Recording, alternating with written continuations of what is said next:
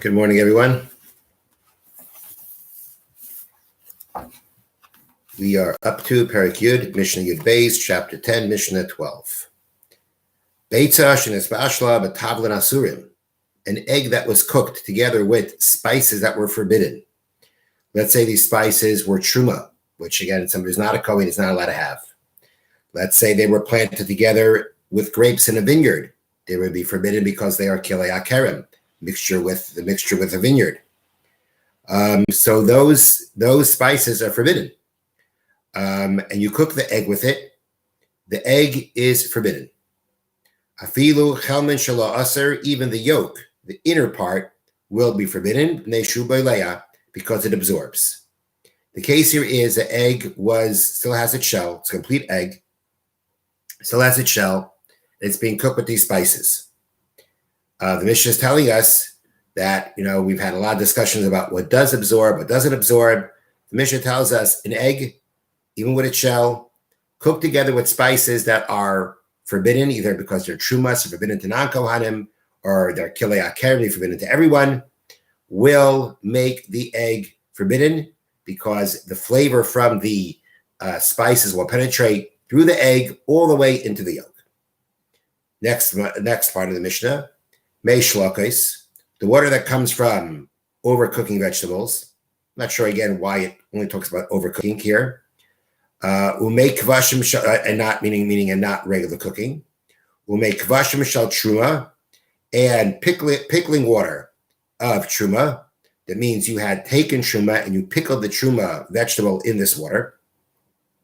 Asurim lazarim are forbidden to non-kohanim. So we're talking about the vegetables that were cooked in this water were truma, or the vegetables that were cooked in this water or the vegetables in this water were pickled.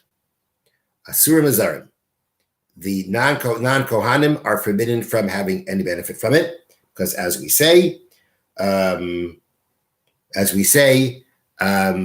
water gets the flavor from the truma, and therefore the water has truma flavor in it. If you pickle it, it's going to go into the other food, into a chulin food, as we've had previously, again with all the details mentioned before. Or let's say it was water that truma was vegetable. I'm sorry. We're talking about the water that the vegetables were either cooked in or the truma vegetables were pickled in. We're saying now that water is forbidden.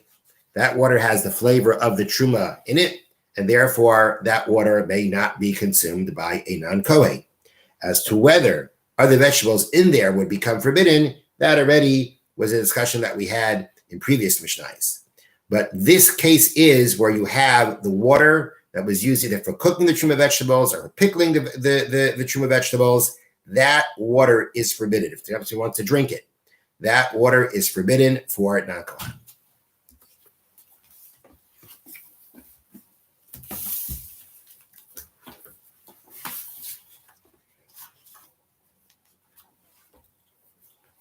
Mitzvah saseh lahaniach omer hashikha, positive commandment to leave behind a sheaf that was forgotten.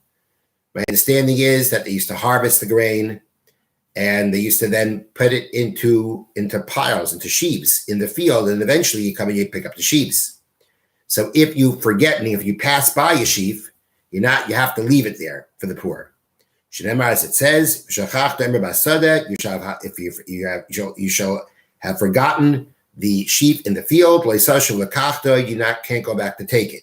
It shall be for the stranger and for the widow and the orphan.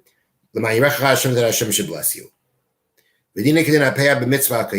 All the laws that we mentioned yesterday regarding payah, right, leaving the edge of the field, apply here also. And the same way there is this law of shikha, forgetting, when it comes to sheaves. The same thing applies whether we're talking about the standing grain, meaning the unharvested grain, or trees, meaning if you passed by the standing grain while you were cutting, you cannot go back to cut it.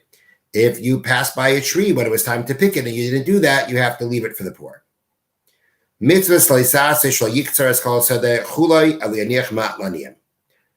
we have a prohibition against harvesting the entire field Rather, one has to leave a little bit for the poor. Remember, as it states, you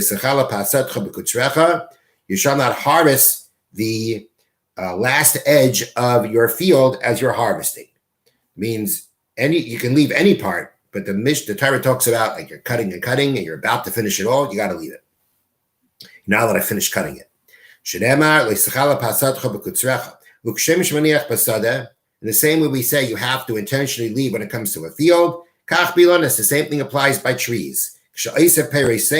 When you are gathering, when you're picking its fruit. You have to leave a certain amount, a small amount for the poor. The shiura and the amount, the amount based on how the sages determined was, not less than 1/60th. That means not less than 1/60th of this field. Anybody who adds more to what's left over, by sifin leisachar, we add more reward for his kindness to the poor. Meaning, Shemat from heaven, they do that. This applies by all food that grows from the ground. Vinishmar, and it's guarded, meaning it's not left for anybody or animals to go take. We're talking about where it's the type of thing that's harvested all at one time. There's certain things that the fruits ripen over time, and therefore the harvesting is not done in one time. You do part and then a little bit and a little bit. That's not what we're talking about. And we gather it for the purposes of storage. So these are the conditions. This is the kind of thing that we have to leave payah from. It's to be growing from the ground. It has to be guarded. It has to be gathered as once and gathered for the purpose of storing it, of keeping it. Those who say those who say that the Torah's obligation only applies by grain, meaning by the 5 grains.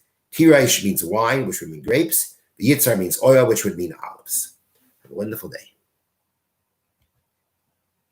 I should have mentioned before, today's learning has been dedicated by Burton Michelle Gollner for a refuah shalem for speedy recovery for Burton.